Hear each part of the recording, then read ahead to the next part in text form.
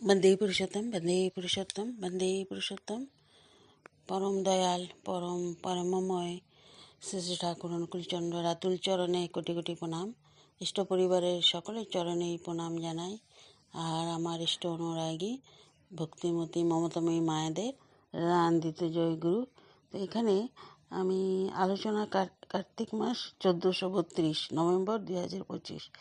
পরম পূজ্য আচার্যদেব কিছু বলেছিলেন, সেটাই এখানে লিপিবদ্ধ আছে, আমি আপনাদেরকে শোনাচ্ছি। এখানে কত মাতাল আসে, আপনাদের এলাকাতেও এমন অনেক মানুষ পাবেন। আপনারা তাদের যেন ফেলে দেবেন না, তাদের ঠাকুরের কাজে টেনে রাখবেন, দীক্ষাপত্রের কাজে টেনে নিয়ে যাবেন। প্রতিদিন বলবেন তুই মদ খাবি, খা, কিন্তু আগে ঠাকুরের কাজ করে তারপর খা। দেখবেন কিছুদিনের মধ্যে তার মদের নেশা ছুটে গেছে। ঠাকুরের নেশা তার ওই মদের নেশাকে প্রতিস্থাপিত করে ফেলেছে। 80 দশকের শেষের দিকে হার্ভার্ড বিশ্ববিদ্যালয়ের ড্যানিয়েল ওয়েগনার নামে এক মনোবিদ এই চিন্তা প্রতিস্থাপন বিষয়টি নিয়ে গবেষণা করে কিছু তত্ত্বে উপনীত হয়েছিলেন। অথচ তার বহু যুগ আগেই 1909 সালে সত্য অনুসরণে ঠাকুর বলে দিয়েছেন, চিন্তা প্রতিস্থাপন দিয়ে বাসনা নিবৃত্তির উপায় উচ্চতর উদারভাবে নিমজ্জিত থাকা। বিজ্ঞানীরা বললে আমাদের বিশ্বাস হয়, ঠাকুর বললে হয় না। ঠাকুর কি কোনো জ্ঞান পরিমাপ করতে পারে? যে শিশু মায়ের প্রহারে ভয়ে ছুটতে ছুটতে সহসা থেমে যান, এই দেখে যে আমার পায়ে যদি গরম বালির তাপ লাগছে, মায়ের পায়েও তো তবে এমনি লাগছে। আমি মার খাই, তবুও ভালো, কিন্তু মায়ের জন্য কষ্ট না হয়। এতটাই প্রেমামগ্ন তুমি, এমনই অদ্ভুত বিষয় তুমি আমাদের মাঝে এসে থেকেছ। আর আমরা মানুষরা কি করেছি তোমার সঙ্গে? কনকনে শীতের রাতে পদ্মা পার করে আমাদের কারো বাড়ির নিমন্ত্রণ রক্ষা করতে গিয়েছ। পৌঁছাতে তোমার কিঞ্চিৎ দেরি হয়েছে বলে তোমায় শিক্ষা দেওয়ার জন্য তোমার মুখের উপরে দরজা বন্ধ করে দিয়েছি আমরা।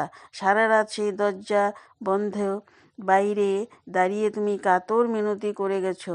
আর সারা রাত নিজের বিছনায় ঘুমিয়ে সকালে উঠে যখন উঠেছি তুমি উল্টে বলছো, ছোট ভাই যদি ভুল করে তবে বড় দাদা হয়ে তাকে কি ক্ষমা করা যায় না? আজও তাই করে চলেছে।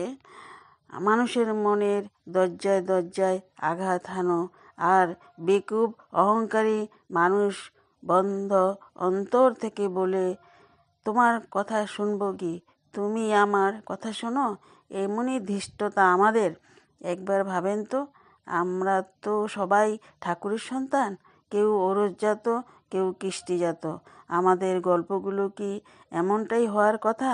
এটা তো প্রেমের জগৎ, ঠাকুরের প্রেমের ভাণ্ডার। তো ঠাকুর ছিলেন প্রেমের ভাণ্ডার। আমাদের জীবনের সব গল্প, সব আশা আকাঙ্ক্ষা তো তাকে ঘিরে, নিজেদের ঘিরে তো নয়। এক ক্যান্সার আক্রান্ত মানুষ এসেছে এখানে, তাকে বললাম, তুমি লড়াই করবে কার জন্য? নিজের জন্য না, লড়ো ঠাকুরের জন্য। কারণ ঠাকুরের ইচ্ছায় যে আমরা বাঁচি, তাই হারি আর জিতি তার ইচ্ছাকে রাখতেই এই কঠিন রোগের সঙ্গে লড়াই করব আমি শেষ পর্যন্ত। আমরা তো তোমাকে ভালোবাসতে চাই ঠাকুর।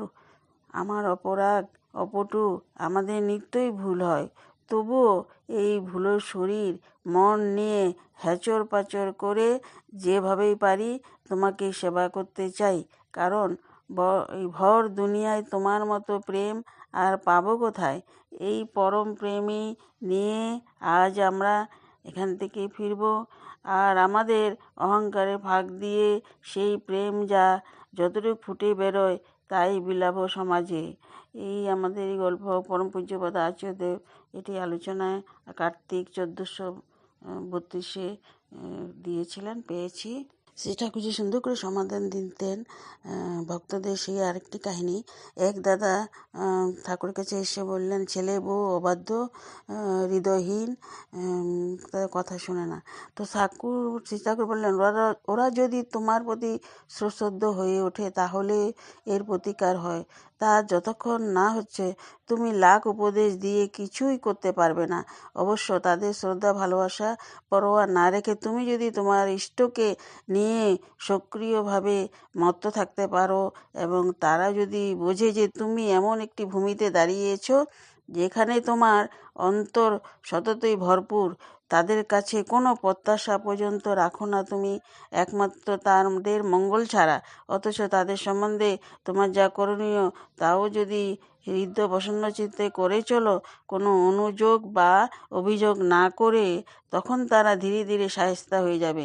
দুই দণ্ড তোমার সঙ্গ লাভ করবার জন্য, তোমার সেবা করবার জন্য তারা লালিত হয়ে উঠবে।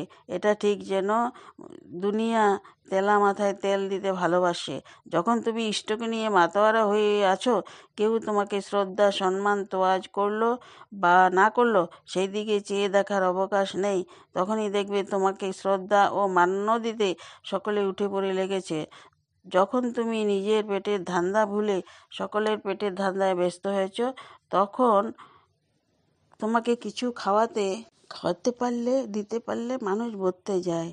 তাই এইভাবে করবে, দেখবে সব দিকে তোমার ছেলের বউ, ছেলে সবাই আর হৃদয়হীন হবে না। তো জয়গুরু, সর্বাঙ্গী মঙ্গল হোক আপনাদের। রাখছি।